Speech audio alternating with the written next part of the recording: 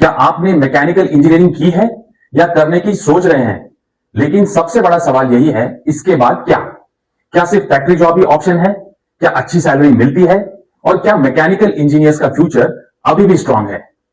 आज इस वीडियो में हम जानेंगे मैकेनिकल इंजीनियरिंग के बाद सभी करियर ऑप्शंस, उनकी सैलरी, ग्रोथ, हायरार्की और साथ ही ऑल्टरनेट करियर्स जिनमें आप जा सकते हैं। मैकेनिकल इंजीनियरिंग को इंजीनियरिंग की बैकबोन कहा जाता है। कार से लेकर एयरक्राफ्ट, मैन्युफैक्चरिंग से लेकर रोबोटिक्स, हर जगह मैकेनिकल इंजीनियर्स की डिमांड होती है। लेकिन सही दिशा और सही करियर पाथ चुनना बहुत जरूरी है। तो चलिए स्टेप बाय स्टेप समझते हैं। सबसे पहला और सबसे ट्रेडिशनल करियर पाथ है core mechanical engineering jobs. Mechanical engineers के लिए कई इंडस्ट्रीज में अपॉर्चुनिटीज होती है, जैसे manufacturing, automobile, oil and gas, power plants, aerospace और कंस्ट्रक्शन सेक्टर। इन इंडस्ट्रीज में आप अलग अलग रोल्स में काम कर सकते हैं, जैसे design engineer, production engineer, maintenance engineer, quality engineer और रिसर्च एंड डेवलपमेंट इंजीनियर। अगर हम करियर ग्रोथ की बात करें तो शुरुआत होती है ट्रेनी इंजीनियर से, फिर जूनियर इंजीनियर, सीनियर इंजीनियर, उसके बाद असिस्टेंट मैनेजर, मैनेजर और आगे चलकर आप प्लांट हेड या डायरेक्टर तक पहुंच सकते हैं। अब बात करते हैं सैलरी की। फ्रेशर्स को शुरुआत में लगभग 2.5 लाख से 6 लाख रुपए पर एनम तक सैलरी मिलती है। 3 से 5 साल के एक्सपीरियंस के बाद यह बढ़कर 6 से 12 लाख तक हो जाती है और 10 साल या उससे ज्यादा एक्सपीरियंस पर आप 15 लाख से 30 लाख या उससे भी ज्यादा कमा सकते हैं। सबसे इंपॉर्टेंट बात, अगर आप कोर फील्ड में अपनी एक्सपर्टीज डेवलप करते हैं तो आप एक इंडस्ट्री स्पेशलिस्ट बन सकते हैं या फिर किसी प्लांट के हेड इस तक भी पहुंच सकते हैं। दूसरा है ऑटोमोबाइल इंडस्ट्री। अगर आपको कार्स, बाइक्स या इलेक्ट्रिक व्हीकल्स यानी ईवीज में इंटरेस्ट है तो ऑटोमोबाइल इंडस्ट्री आपके लिए एक बेहतरीन करियर ऑप्शन हो सकता है। इस फील्ड में आप अलग अलग रोल्स में काम कर सकते हैं, जैसे automobile design engineer, vehicle testing engineer और ईवी इंजीनियर। आज के टाइम में कई बड़ी कंपनीज इस सेक्टर में काम कर रही है, जैसे टाटा मोटर्स, महिंद्रा, मारुति सुजुकी और तेजी से बढ़ते हुए ईवी स्टार्टअप्स। अगर सैलरी की बात करें तो शुरुआत में आपको लगभग 3 से 10 लाख रुपए पर एनम तक पैकेज मिल सकता है और एक्सपीरियंस के साथ यह बढ़कर 20 लाख या उससे भी ज्यादा हो सकता है। यानी अगर आपको व्हीकल्स और नई टेक्नोलॉजीज में इंटरेस्ट है तो ऑटोमोबाइल इंडस्ट्री आपके लिए ग्रोथ और अपॉर्चुनिटी से भरा हुआ फील्ड है। तीसरा है एयरक्राफ्ट, रॉकेट्स और डिफेंस इक्विपमेंट। यह फील्ड सबसे प्रेस्टिजियस और सम्मानित करियर्स में से एक मानी जाती है। एरोस्पेस और डिफेंस सेक्टर में आप एरोस्पेस इंजीनियर या डिजाइन एंड सिमुलेशन इंजीनियर जैसे रोल्स में काम कर सकते हैं। भारत में इस फील्ड की कुछ टॉप ऑर्गेनाइजेशंस हैं, जैसे इसरो, डीआरडीओ और एचएएल, जहां काम करना हर इंजीनियर का सपना होता है। अगर सैलरी की बात करें तो यहां आपको लगभग 6 लाख से 15 लाख रुपए पर एनम तक पैकेज मिल सकता है स्टार्टिंग में, जिसमें गवर्नमेंट और प्राइवेट सेक्टर दोनों शामिल होते हैं। चौथा सेक्टर है पावर और एनर्जी सेक्टर। अब बात करते हैं पावर और एनर्जी सेक्टर की। यह एक ऐसा फील्ड है जो हमेशा डिमांड में रहता है, क्योंकि एनर्जी हर इंडस्ट्री की जरूरत है। इस सेक्टर में 2 मेन फील्ड्स होती हैं, थर्मल पावर और रिन्यूएबल एनर्जी, जैसे सोलर और विंड एनर्जी। यहां आप पावर प्लांट इंजीनियर या मेंटेनेंस इंजीनियर जैसे रोल्स में काम कर सकते हैं। सैलरी की बात करें तो शुरुआत में आपको लगभग 4 लाख से 12 लाख तक पर एनम तक पैकेज मिल सकता है और एक्सपीरियंस के साथ ये बढ़कर 20 लाख या उससे भी ज्यादा हो सकता है। यानी यह फील्ड स्टेबिलिटी के साथ साथ लॉन्ग टर्म ग्रोथ भी प्रोवाइड करती है। पांचवा है डिजाइन एंड सॉफ्टवेयर डोमेन। अगर आप क्रिएटिव हैं और कंप्यूटर टूल्स के साथ काम करना पसंद करते हैं तो डिजाइन और सॉफ्टवेयर डोमेन आपके लिए एक शानदार करियर ऑप्शन हो सकता है। इस फील्ड में आपको अलग अलग डिजाइनिंग और सिमुलेशन टूल्स पर काम करना होता है, जैसे ऑटोकैड, सॉलिडवर्क्स, कैटिया और एनसिस। इन टूल्स की मदद से इंजीनियर्स मशीन्स और प्रोडक्ट्स का डिजाइन बनाते हैं और उनकी परफॉर्मेंस को पहले ही सिमुलेट करके टेस्ट करते हैं।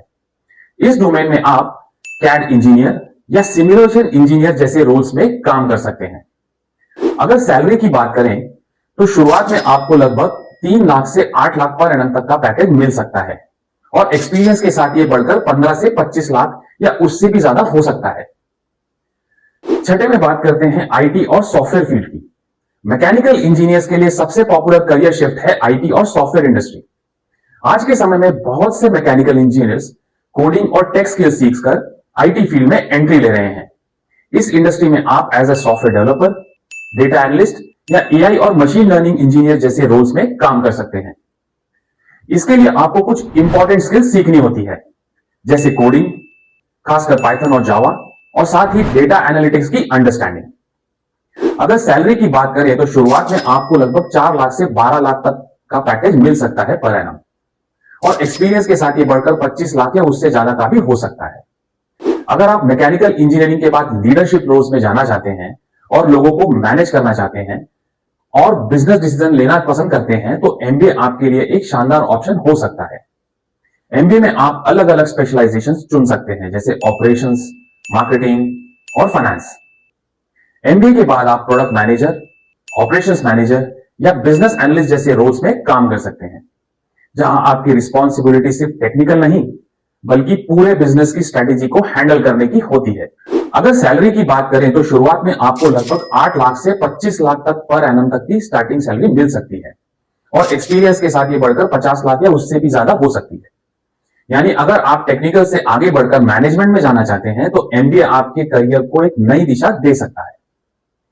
8वां है हायर स्टडीज का ऑप्शंस। अगर आप मैकेनिकल इंजीनियरिंग के बाद अपनी नॉलेज को और डीप करना चाहते हैं तो हायर स्टडीज आपके लिए एक बहुत ही स्ट्रांग ऑप्शन है। भारत में आप एमटेक कर सकते हैं, जिसके लिए गेट एग्जाम देना होता है। इसके जरिए आपको अच्छे कॉलेज और पीएसयू जॉब्स में अपॉर्चुनिटीज भी मिल सकती है। अगर आप विदेश में पढ़ाई करना चाहते हैं तो आप एमएससी मैकेनिकल इंजीनियरिंग या रोबोटिक्स जैसे एडवांस फील्ड्स में स्पेशलाइजेशन कर सकते हैं। हायर स्टडीज का सबसे बड़ा फायदा यह है कि आपको हाई सैलरी पैकेजेस मिलते हैं और आप स्पेशलाइज रोल्स में काम करने का मौका पाते हैं। यानी सिंपल ग्रेजुएशन से आगे बढ़कर आप अपने कैरियर को एक नई ऊंचाई दे सकते हैं। 9वां है गवर्नमेंट जॉब्स। अगर आप एक स्टेबल और सिक्योर करियर चाहते हैं तो गवर्नमेंट जॉब्स मैकेनिकल इंजीनियर्स के लिए एक बहुत ही अच्छा ऑप्शन हो सकता है। इस फील्ड में जाने के लिए आपको कुछ कॉम्पिटिटिव एग्जाम्स क्लियर करने होते हैं, जैसे यूपीएससी, एसएससी, जेई, आरआरबी और स्टेट पीएससी। इन एग्जाम्स के जरिए आप गवर्नमेंट सेक्टर में इंजीनियर या ऑफिसर जैसे रोल्स हासिल कर सकते हैं। अगर सैलरी की बात करें तो आपको लगभग 6 लाख से 15 लाख रुपए पर एनम तक पैकेज मिल सकता है स्टार्टिंग में, और इसके साथ ही जॉब सिक्योरिटी और अदर गवर्नमेंट बेनिफिट्स भी मिलते हैं। 10वां है alternate career options. Mechanical engineer सिर्फ इंजीनियरिंग तक लिमिटेड नहीं है। आज के टाइम में उनके पास कई एक्साइटिंग ऑल्टरनेट करियर ऑप्शंस भी मौजूद हैं। अगर आप अपनी फील्ड चेंज करना चाहते हैं तो आप डिजिटल मार्केटिंग में जा सकते हैं, जहां ब्रांडिंग और ऑनलाइन ग्रोथ पर काम होता है। फाइनेंस और स्टॉक मार्केट भी एक स्ट्रॉन्ग ऑप्शन है, जहां आप इन्वेस्टिंग और ट्रेडिंग के जरिए करियर बना सकते हैं। अगर आप कुछ अपना शुरू करना चाहते हैं तो एंटरप्रेन्योरशिप यानी स्टार्टअप शुरू करना भी एक बेहतरीन ऑप्शन है। अब बात करते हैं फ्यूचर ट्रेंड्स की। आने वाले समय में मैकेनिकल इंजीनियर्स की डिमांड और भी तेजी से बढ़ने वाली है, खासकर कुछ इमर्जिंग फील्ड्स में, जैसे इलेक्ट्रिक व्हीकल्स यानी ईवीज, जहां पूरा ऑटोमोबाइल इंडस्ट्री तेजी से शिफ्ट हो रहा है। इसके अलावा रोबोटिक्स और ऑटोमेशन भी तेजी से ग्रो कर रहे हैं, जहां मशीन्स ह्यूमन वर्क को रिप्लेस कर रही है। आर्टिफिशियल इंटेलिजेंस के साथ इंटीग्रेशन भी एक बहुत बड़ा ट्रेंड बन चुका है, जहां स्मार्ट मशीन्स और इंटेलिजेंट सिस्टम्स डेवलप किए जा रहे हैं। मैकेनिकल इंजीनियरिंग एक ऐसी डिग्री है जो आपको अनलिमिटेड अपॉर्चुनिटीज देती है, लेकिन सक्सेस इस बात पर डिपेंड करती है कि आप कौन सा स्किल डेवलप करते हैं और किस डायरेक्शन में जाते हैं। कोर में रहना है, आईटी में जाना है, एमबीए करना है, डिसीजन आपका है, लेकिन ग्रोथ हर जगह पॉसिबल है। अगर आपको यह वीडियो हेल्पफुल लगा हो तो लाइक करें, शेयर करें और चैनल को सब्सक्राइब जरूर करें, और कमेंट में बताइए आप कौन सा करियर चूज करने वाले हैं।